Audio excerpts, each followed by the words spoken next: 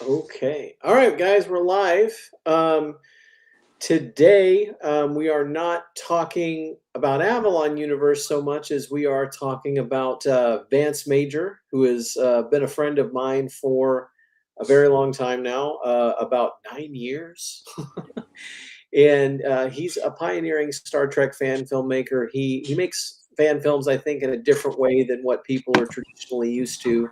Um, and I've told this story a few times that Vance is the person who inspired me to get into fan films because, I was the kind of person that, uh, for a long time, I didn't make a fan film, even though I wanted to, because I didn't think I would do it very well.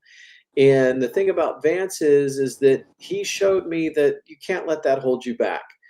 So Vance, for those of people out there who are watching that don't truly know you, for a second, tell us who you are and why you got into Star Trek fan films. Well, like most people that get into fan films, when you're younger, you have you go outside and play, and every spot in the neighborhood is a brand new planet. Or when you get lost in the woods, that's also a brand new planet. A stick you find on the ground, that's your phaser that you have. It's the imagination just soars. When I had Legos, that would be the Starship Enterprise that I would have. um I always dreamt about being on the bridge of the Enterprise. um and as time went on, it's like my love and my play for Star Trek continued. It's just the toys that I had got fancier. We got cameras and cell phones that could take videos and whatnot. And that's all I did was just continued playing Star Trek. Yeah, sounds like your childhood. That's exactly it. Everybody has that childhood. It's just our toys got fancier. And now, um, I was able to reach out to those people. What does Vance Major really like? I'm a son of a bitch. Don't trust me. Um, but it's one of those things where on the camera, I think I was just ahead of the curve on a lot of things. Like our cell phones can do videos, and instead of using the fancy schmancy cameras that most people were using at the time, like I was like, well, I can't afford that. I was broke. I was working 2 to 3 jobs at the time. So I just used my cell phone, and I was able to reach out to people who was like-minded, who would do CGI for free or would edit for free.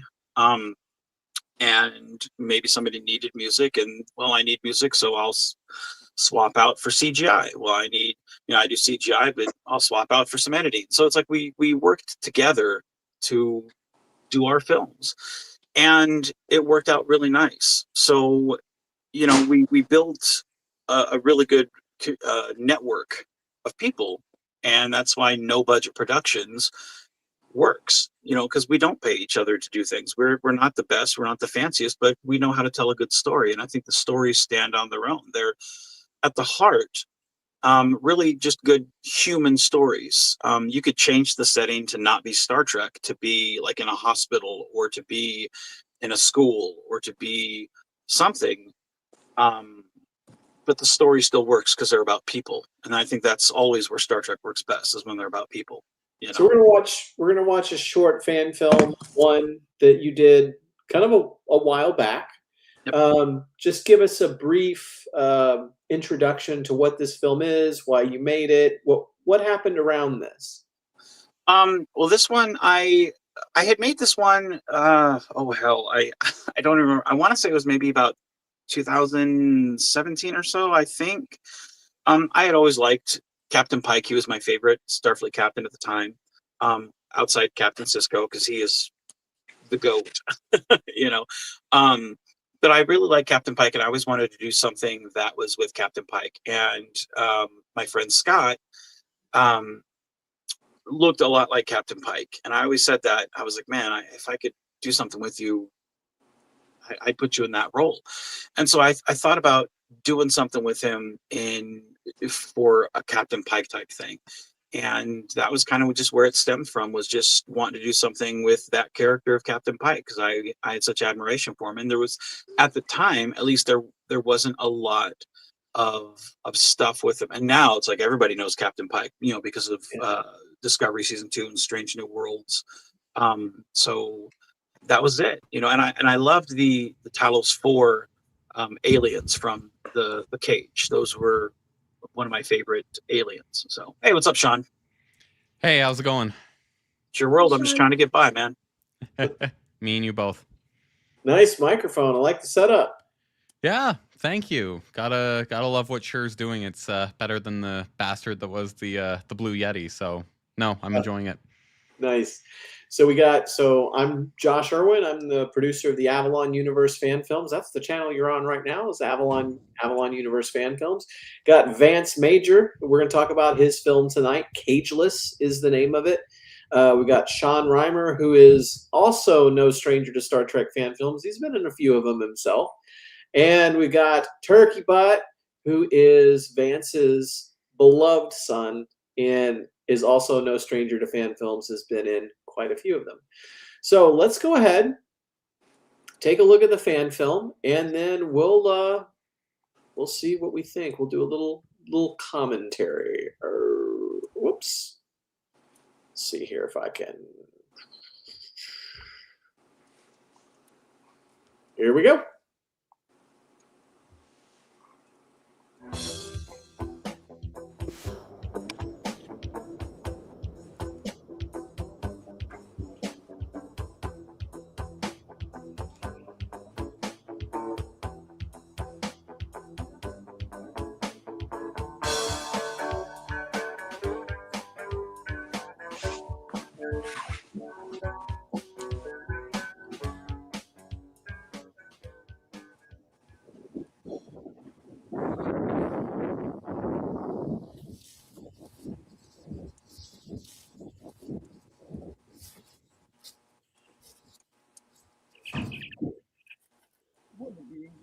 Bring me up to the front porch.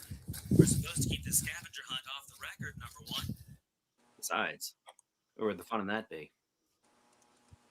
I understand happening to find fun to your science officer, but not How far out are you now? too far, I don't think. Here's the question. What if he doesn't want to return? He's far better than that. We owe him. We owe them all.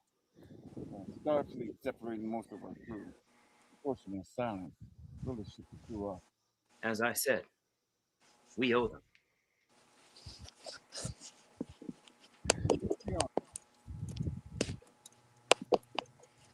Say what? Captain Stapleton found the boy on the planet talking about an android in the quadrant. You're breaking up. I can't understand you. Let me let you go.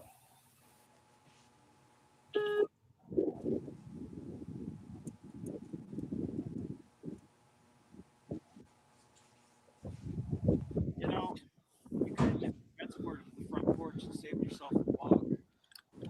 No, Why are you here, Lieutenant? you have people in high places watching you. You've been kind of recluse since you returned to Earth. Why shouldn't I be? Most of us have been reassigned. We're not even allowed to talk about this, not even to each other. I've heard they've even invoked the death penalty. Well, that's not entirely accurate. I joined Starfleet because I wanted a sense of family. I never had that growing up. But out here, you have to depend on each other. But these orders? I know where you're coming from. Families don't end because of tragedy.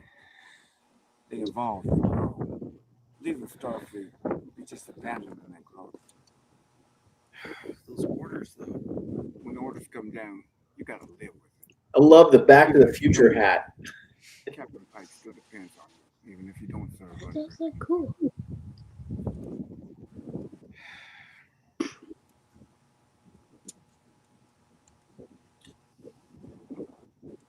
What do you need me to do?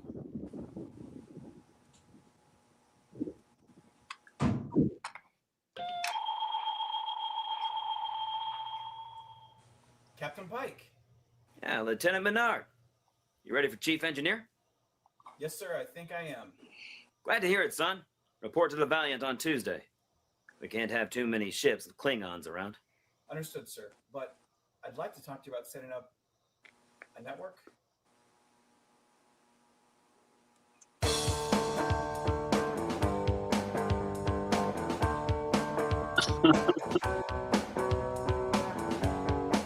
So, man, I tell you, man, that's a lot of memories. But I'll tell you, if I could go back, I would redo the sound on everything. Because at that time I did not know how to do audio at all. I honestly Wind liked is a it. bitch. It was pretty cool, honestly. I liked it. What's that? I said, honestly, I liked it. Glad, I buddy. really liked that one. All right. So not a long film. Just under 5 minutes total runtime. And yeah, you shot. Tell us about the shoot of that. How did that go? That was all with a phone, you said? Yeah, it was. We went out on. We actually shot 3 films that day.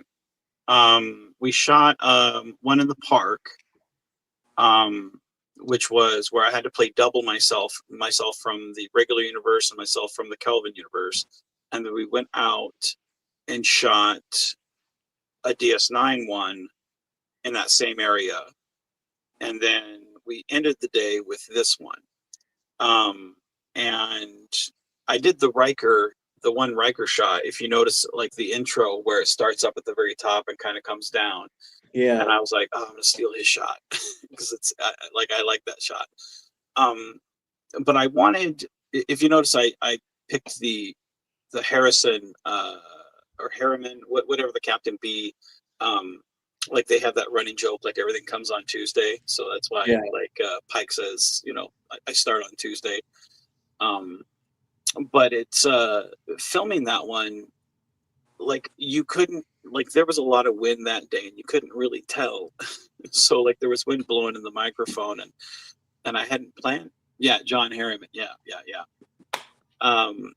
So like when my editor was editing it, like he was telling me, it's like, oh man, we should go back for sound, because as we're watching it, it's like, what's he saying? Oh man. And so yeah, we're really glad we had it overdubbed, with the captions, so you could kind of understand what they're saying. These days you could fix a little bit of that with like AI filters. Yeah. The best way to do it, well, there are two, is they've got a thing you can put on a microphone, like if you use a boom mic. They got a thing called a dead cat, ironically, that you can put on a boom mic and do it like that. Or you can go back into like a audio booth or a studio sub situation, re-record the audio. That's what they would do in real Star Trek. So like if you watch, like last night I was watching Caretaker, and there's that scene with Tom Paris and Captain Janeway at the very beginning of the episode where they're walking around outside in a park in New Zealand or wherever. And you can tell, at least I can, that they went back and re-recorded all of the dialogue for that scene, in studio, and as we call it, automated dialogue replacement. So that's the thing. But, look, it's there's a difference between that and making a film on your phone. Yeah. Well, and that's also one of the things about, filmmaking is like it was a lesson that I hadn't learned yet, early in filmmaking, because I think I was maybe less than, and again, like now I would consider, well, that's not a film, that's a scene, Yeah. And at the time it's like, oh man, this is I had several like mini clips, jumping from take to take to, but now it's like, well, dude, that's a scene because it's so short, but at the time, I think I was like 30 films in, and I was still learning things, whereas now it's like I've learned that lesson. So and those are the things that I'm having to pass down to Royce as a filmmaker, and it's fun, because now, as I make films with Royce, he's able to tell me, hey Dad, we should set the camera up over here. Like when we made the film Among Us, we did all that in our house. And I was like, where do you want the camera voice? And he was like, oh, put it over here. Let's do this over here. Let's do this. Oh, okay.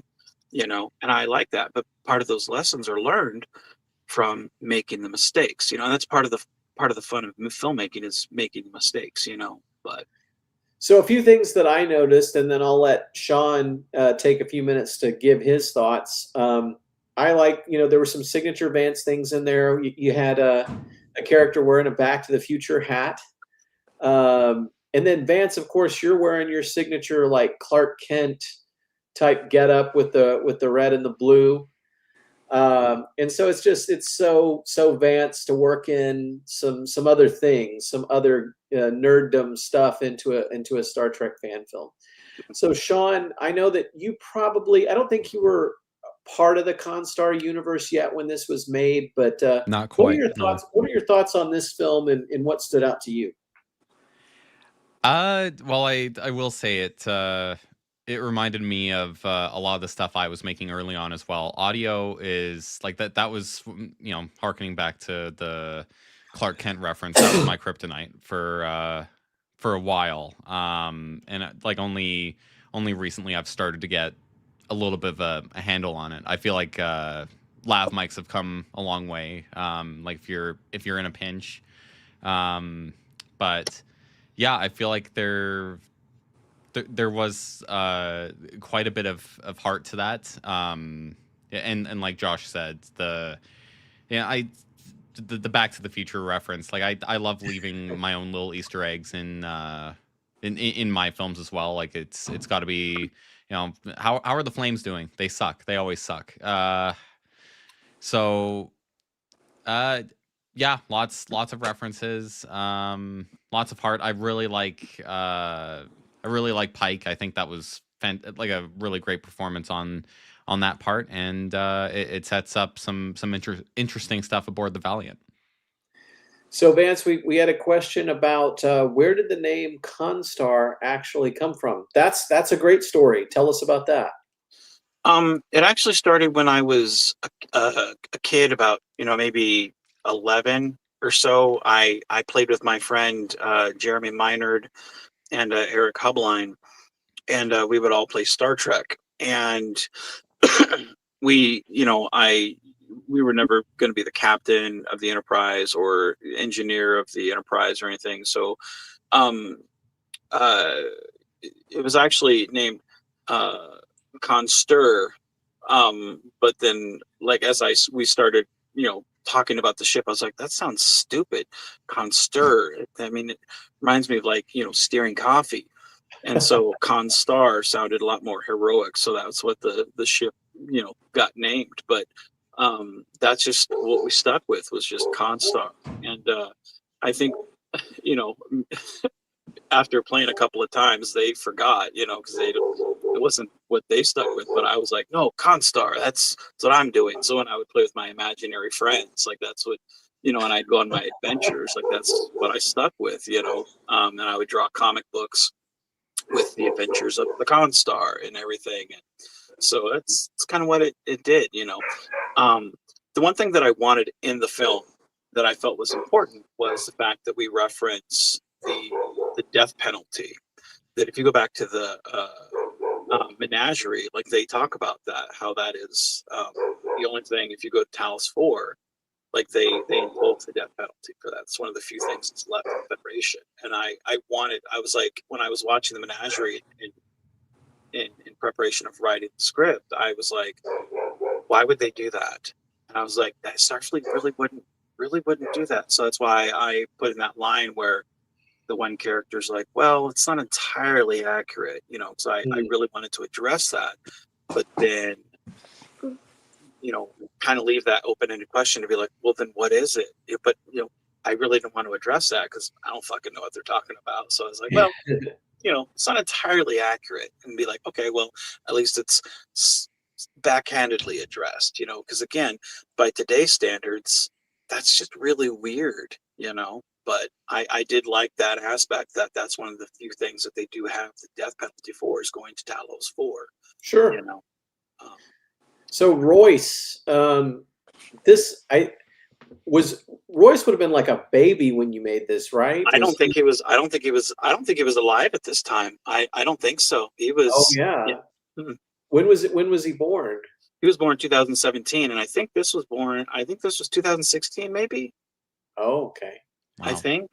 So Royce, you got to watch this movie. You saw your dad. He's younger. What did you think of the film, and what did you think of your dad in the film? Well, I really liked it honestly, cause I didn't really get it, but I liked how it looked, and I kind of like how the background kind of looks like where my dad used to live. I like that honestly. And I like how you kind of made like where Dad was when he heard the calm start when with the thingy breaking up. I like how it kind of looks like a room slash like the bridge, something like that. You get what I mean? Like a room slash bridge. Well, mixed with that. And I just liked it honestly. Don't know why. I just liked it. It was interesting because I didn't get it, but it was just interesting. So Royce, you know Yeah. your dad's been making these Star Trek fan films since before you were born, and he's been doing them your whole life now. He's involved you in them since you were a baby. What do you think about that? What do you think about doing these films and your dad sharing Star Trek with you? Well, I honestly do like how Dad actually showed me Star Trek, cause I like it, and that's how I learned about Lower Decks, and I just like Star Trek honestly. And besides, since Dad has those setup thingies, those props, yeah, the prop gun, those prop phasers and the tricorder and all that. I like it because I know what it is, and we sometimes actually play Star Trek in the woods. Oh yeah, that one you just held up. That's what I always use. Yeah, Yep, Cobra Head. Yep. Yep. I Oh, just like I it. love a I good just Cobra like Head. it. I He's just got a like it because boomerang. it's cool. I just like it because it's classic. I've got I never thought I would. boomerangs. I never So- thought I would. I never thought I would hear the Cobra Head phaser as classic. I now feel so old that You mean like you feel like But that's one of the lines in Phantoms that we shoot later this year is get off Bernard my he has one and he holds it up and he's like, oh, I can show you how to reset the settings, and one of the other characters is like, man, it's been a while since I've seen a classic Cobra Head. And so that's actually going to be a line in Phantoms when we shoot that later this year. So Vance, how special has it been for you to have Royce do this journey with you? it's realistically, like a lot of parents don't get to have the relationship with their kids that I get to have. Like I don't get to spend a lot of time with Royce that I want to. A lot of times, I work 60 to 70 hours a week, and on my day off, like I feel bad because I fall asleep on him, and I hate that. Um, but when we do spend time together, like it means the world to me. Like anyone that knows me knows that like I'm a dad first, you know. And to get to share this part of my life, like who gets to sit in the captain's chair while the kids at the checkoff station firing weapons, and I've got that on film for the rest of my life. That's something that he gets to take and share with his kids when he has kids. I've gotten to share so many things with my kid, how to light a green screen, which we got over there, how to, to do so many things that not many fathers get to share with their kid, and all I ever wanted to be in my life was a good dad. And I love the hell out of my kid. And you are a good dad. Thank you, son. I really appreciate that. I love that, Well, and it's like all these all these films that I made, it's like they may not be the greatest Star Trek story, but at the heart they're good moral stories. And they're stories that I think once he gets old enough to understand everything that's said in them, I think they're stories that he can understand and appreciate.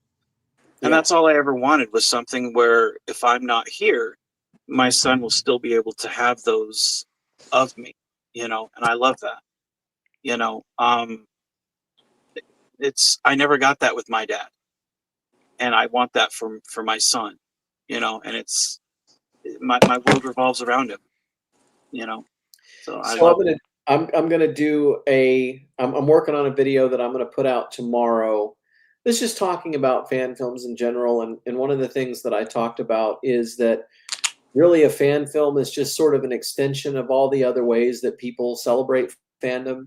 People do cosplay, they paint paintings, they go to conventions. There are chapters of Star Trek fan clubs where they do it in the vein of having like a ship and all kinds of stuff. And so doing a fan film is just a way to express fandom. And I think that what I appreciate the most, and even back then appreciated the most about what you're doing and what you have done, is a film like that. You didn't go like, well, if I do this and it's not perfect, people are going to think I'm an idiot or whatever. Like, that never entered into your mind. You loved Star Trek, so you grabbed your phone, you found a way to do it. So many filmmakers wouldn't do that. And so it's something that I've always admired you for, and it was what was holding me back. And so I'm glad that I was able to see that in you. No, that's the thing. Like, and Royce can acknowledge this. Like, there's a lot of times when I'm putting on a uniform, and like that uniform, like it's tight on my gut, and I'm like, oh man, I almost fall over because like, oh, they do not fit. They do not fit accurately, And I mean, hell, even with the uniform of the one that you and I were, and I hope I'm not spoiling this for anybody. Like, I had to cut the back of the uniform just so I Right.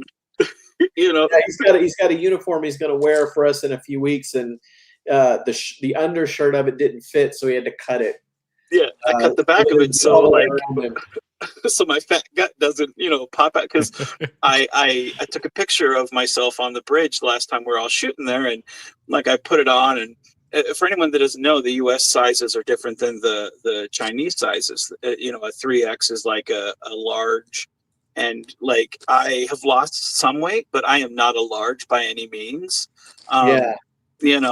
So when I put the uniform on, like I saw Wolf and Dan, and they were like, what the, I mean, it went up to like my belly button, so like my fat gut's like popping out the bottom. Got So Scott Johnson in the house. Hey, Great Scott. Hey, Scott. Okay, well, it's been quite an adventure, and I'm sure we've got a few more films like this we'll take a look at over the Oh, yeah. next couple months or whatever. But making fan films, we're doing it because we love it. We do it because it's fun. One thing that I'll say is this channel here, Avalon Universe, and then of course the no budget productions. These are channels, they're not monetized. We don't do super chats, anything like that. We're not monetized. We never will be. We're doing this because we're friends. We want to hang out and be friends. We make these fan films for the love of Gene Roddenberry's vision of the future. Before we bug out here, I'm going to give everyone kind of a little last word. We'll start with you, Sean.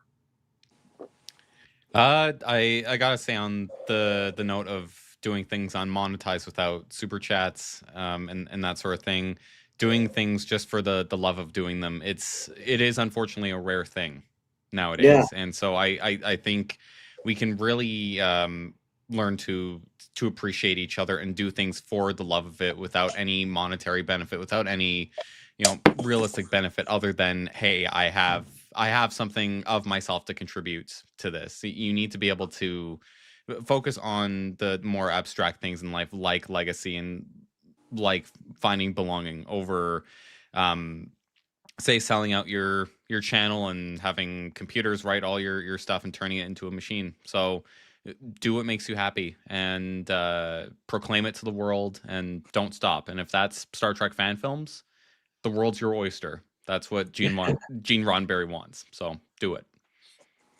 You know, Patrick, you're in luck. If you're wanting to see Menard and Archer and Mason, I mean, just hold out a little longer for us. I'm going to have some info on that tomorrow, but we really appreciate that you're here and that you support us. I'm doing a video tomorrow that's going to be an update on the Once and Future Captain, where we're at with that.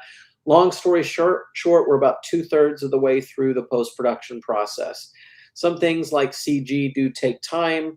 So we're going as fast as we can, but it's one of those things where I really don't want to rush the people who are indeed, you know, like we've been talking about, volunteering their time to work on the project. Royce, your thoughts, man? You've been a fan film star since you can remember. What do you love about doing Star Trek fan films with your dad? Well, I just like doing it because, for one, I like the setups. The setups are very cool. Remember when we went to the actual setup of the bridge thing, we did that. Well, I just like going to those places because I just like looking at them in actual, like, with my own eyes. It's actually so cool. And I just that experience is something I'm going to remember forever. Yeah, hopefully we get you down here again pretty soon to do it another time. Vance, last word on Cageless, part of the sort of the beginning of your Star Trek fan film journey. What were you thinking back then, and do you think it would go as far as it did? I think Cageless is a great example of my mentality, which is fail upwards. You know, go make a bunch of bad films until you finally make a good one.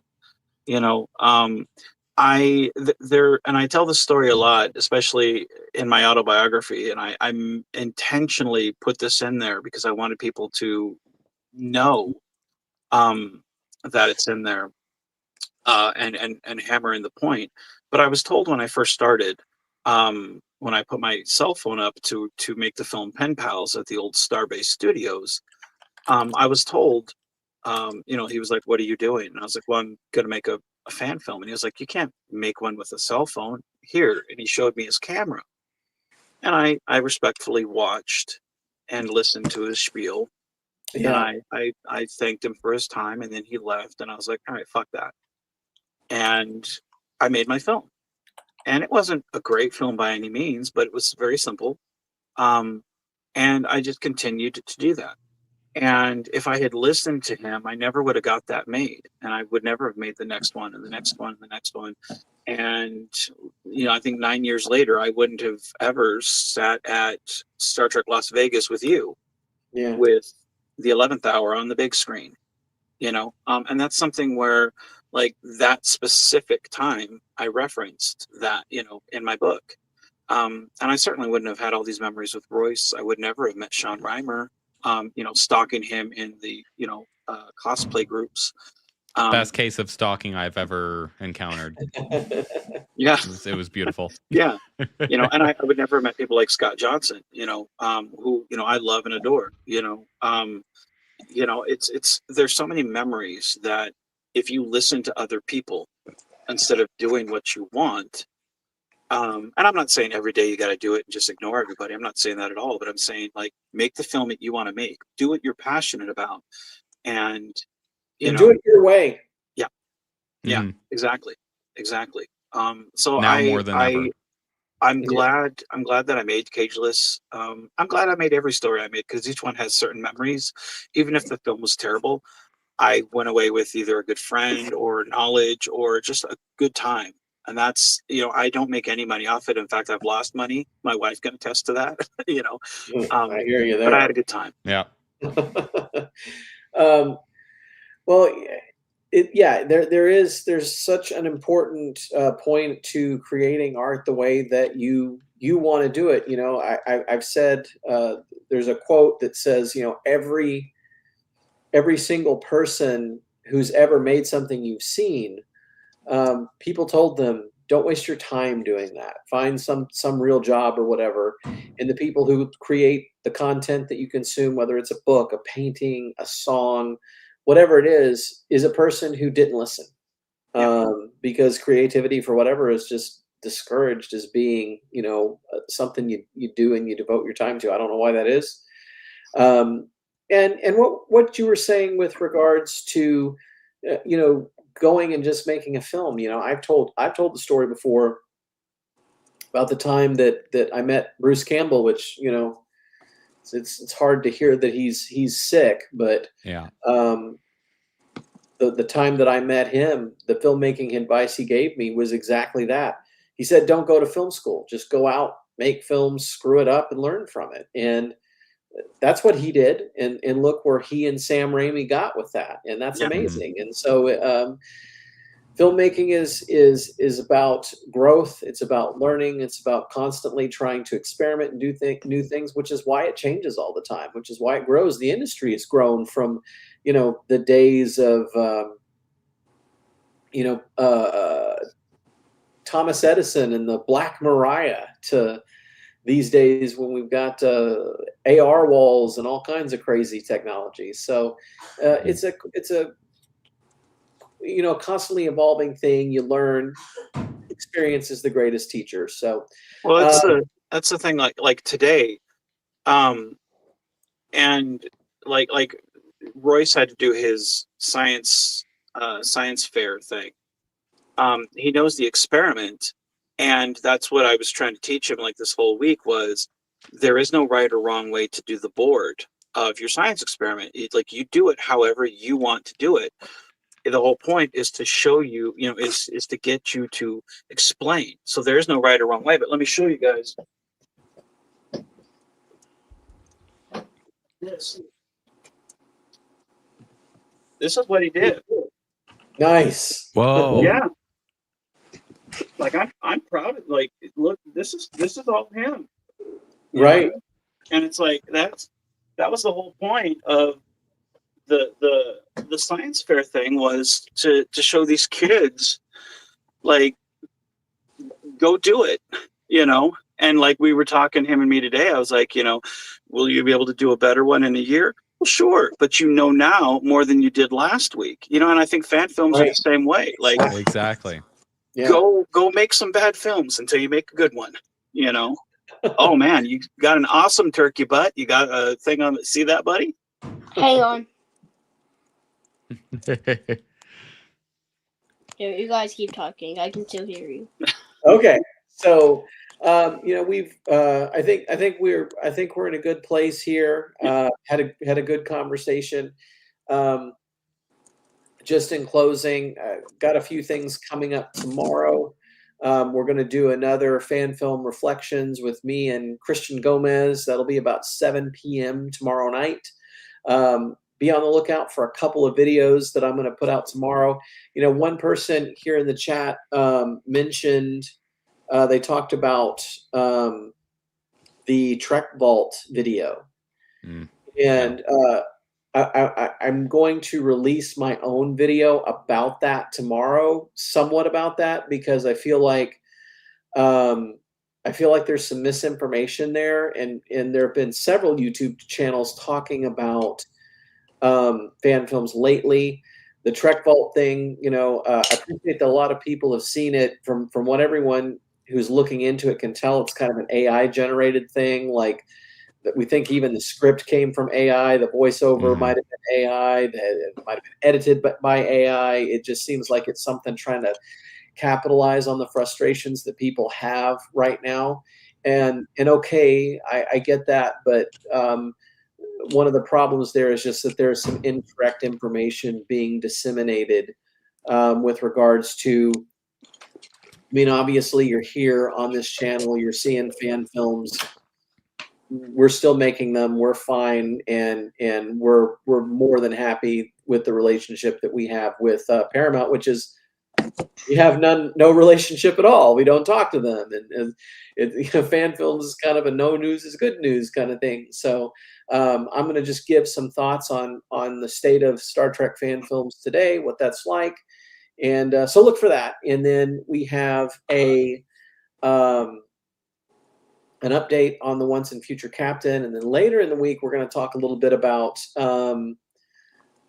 our transition to the 24th century with Avalon Universe, and we've got a GoFundMe that we're starting to put out to help us with that. We're going to have a Galaxy class bridge. We're partnering with Warp 66 Studios here in Arkansas to build a physical Galaxy class bridge for a film project that we're doing. So there's going to be all kinds of cool stuff. We're going to try and bring you more fan films this year than we ever have, and we're going to try and do more live streams where we can talk about the filmmaking process, engage with all the wonderful people that come here and support us and want to know more about the process of doing it. So Galaxy class bridge is going to be amazing, and we'll have some photos and stuff and some info later in the week. So stay tuned. And right now we do have a GoFundMe up. I haven't really shared the link yet, but you can look for Phantoms, Avalon Universe Phantoms on GoFundMe. But I will have the link later in the week. It's something that we've just started to set up. That's going to essentially just be for like hotel rooms. It's going to be for travel. It's going to be for food. It's just going to be for the basics, and we're not really asking for a whole lot of money. So anybody who's out there, who's watching, who wants to support us, appreciate anything you can throw our way. And if you can't, later on in the week, we'll have a video about it. We're going to have a link. Share the link. Share the video. So with that, thanks everybody for joining us tonight, and we'll hopefully see some of you again tomorrow night to talk about Cosmic Stream. So till then, let's live long and prosper, y'all. Good night.